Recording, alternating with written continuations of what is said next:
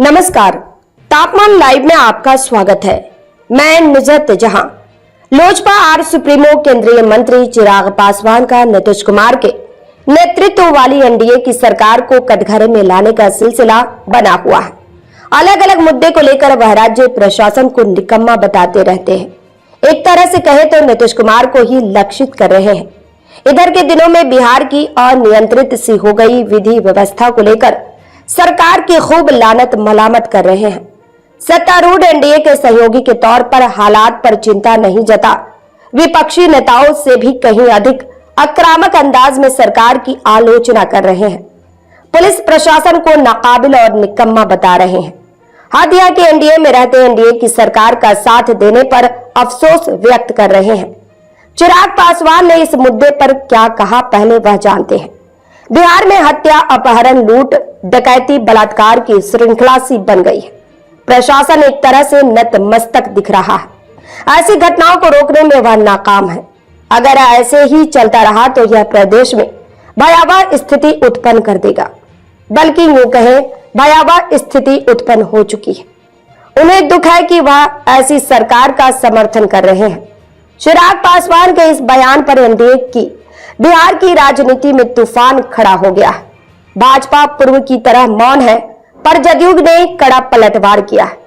जदयू के राष्ट्रीय प्रवक्ता राजीव रंजन प्रसाद और प्रदेश जदयू के मुख्य प्रवक्ता नीरज कुमार ने अपने अपने अंदाज में प्रत्यक्ष अप्रत्यक्ष चिराग पासवान को जबरदस्त ढंग से जवाब दिया। राजीव रंजन प्रसाद ने कहा कि राजनेताओं को बयान देने से पहले अपने गिरेबान में झांकना चाहिए। उन्हें यह सुनिश्चित करना चाहिए कि वह अपनी पार्टी में अपराधियों को एंट्री न दे। राजीव रंजन प्रसाद ने कहा कि देश में अपराध मुक्त राज्य की कल्पना नहीं की जा सकती है।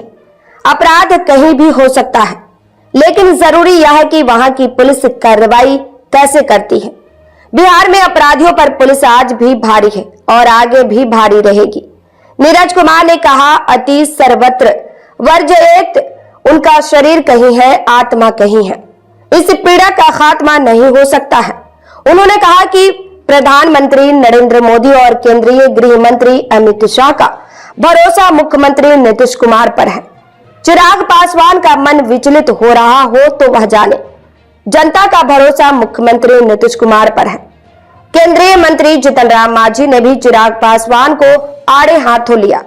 कहा कि उन्हें खुशी है कि वह बिहार में एक ऐसी सरकार का समर्थन कर रहे हैं जो अपराध और अपराधियों से कोई समझौता नहीं करती, जो हर आपराधिक घटनाओं का न केवल खुलासा करती है, बल्कि वारदातों में शामिल अपराधियों को सलाखों के पीछे भी भेजती है।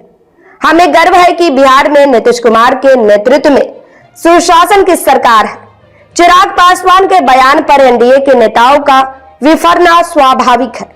राजनीति के निष्पक्ष विश्लेषकों का मानना है कि चिराग पासवान की बयानबाजी में राजनीतिक अपरिपक्वता दिखती है। नीतीश कुमार की सरकार पर गाये बगाए लगाए जा रहे उनके ज्यादातर आरोप आधारहीन ही नहीं, गठबंधन धर्म के विरुद्ध होते हैं।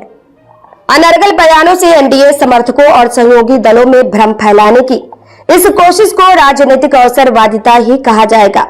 उनकी समझ में आसन्न विधानसभा चुनाव के परिप्रेक्ष्य में चिराग पासवान द्वारा नीतीश कुमार की आलोचना का मतलब राजनीतिक रणनीति ही नहीं, बल्कि अवसरवादिता और भ्रम फैलाने जैसा प्रतीत होता है। उनकी बयानबाजी में सरकार की नीतियों या प्रशासनिक विफलताओं की तरफ इशारा करना नहीं, सस्ती लोकप्रियता के लिए मुद्दों को बढ़ा चढ़ा पेश करना है।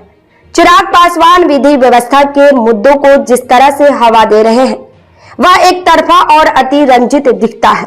जिस सरकार का वह साथ दे रहे हैं, उसी की आलोचना और समर्थन को लेकर शर्मिंदगी प्रदर्शित करना बताता है कि उनका असली उद्देश्य जनता की चिंता नहीं, अपनी राजनीतिक पकड़ मजबूत बनाना है। सरकार में रहते हुए मौन और चुनाव करीब आते ही तीखी आलोचना का यह दोहरा चरित्र पाखंड दर्शाता है। एनडीए में रहते केवल नीतीश कुमार पर सारा ठिकरा फोड़ना राजनीतिक जिम्मेदारी से भागना है। अपराध या प्रशासनिक विफलताओं के लिए सिर्फ मुख्यमंत्री ही नहीं, सरकार के सभी सहयोगी दल उत्तरदायी होते हैं। चिराग पासवान अपनी कमजोरियों को छिपाने के लिए नीतीश कुमार को निशाना बना रहे हैं। यह नैतिक दृष्टिकोण से गठबंधन धर्म के सर्वथा विपरीत है।